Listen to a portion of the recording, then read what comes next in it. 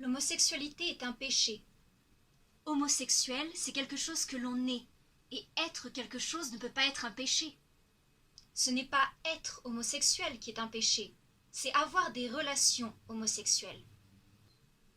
Qu'est-ce qu'on entend par relation ou rapport homosexuel? L'amour entre deux femmes ou deux hommes, c'est de l'amour. Et il peut être aussi beau, aussi pur et aussi chaste que l'amour entre un homme et une femme. L'Ancien Testament condamne l'homosexualité. C'est une question de traduction et d'interprétation. Il est possible que ce passage bien connu du Lévitique condamne l'homosexualité, mais il condamne peut-être la pédophilie, ou alors les relations avec des rapports de force déséquilibrés, comme par exemple entre un maître et son esclave. Mais de toute manière, les chrétiens sont liés à Dieu par une nouvelle alliance toute fraternelle. Et n'oublions pas que, par exemple, depuis l'Ancien Testament, œil pour œil, dent pour dent a été remplacé par tendre l'autre joue. Le Nouveau Testament condamne l'homosexualité. Le Nouveau Testament nous dit qu'il est bon qu'un homme et une femme mariés fassent l'amour en vue de procréation.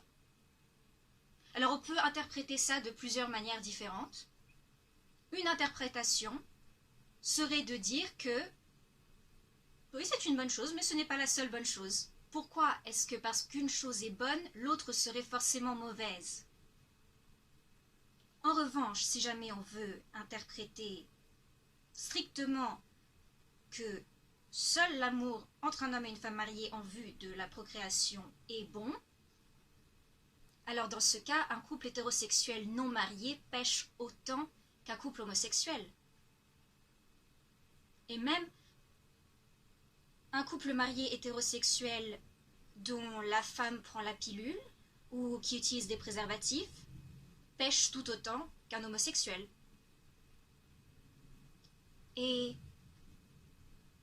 c'est tout autant un péché pour un mari de faire minette à sa femme ou pour une femme de faire feuille de rose à son mari que si jamais c'était deux femmes ou deux hommes qui le faisaient, n'est-ce pas?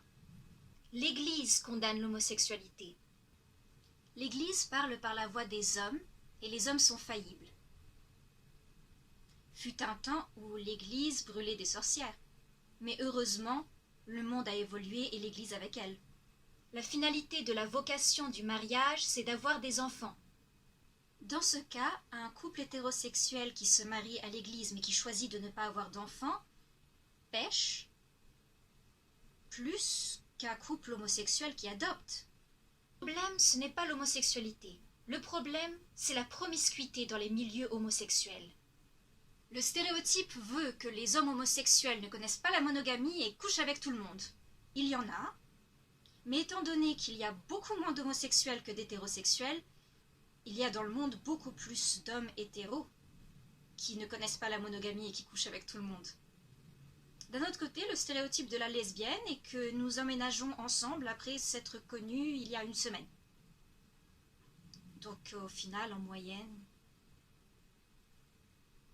Mes arguments ne vous ont peut-être pas convaincu, je l'accepte.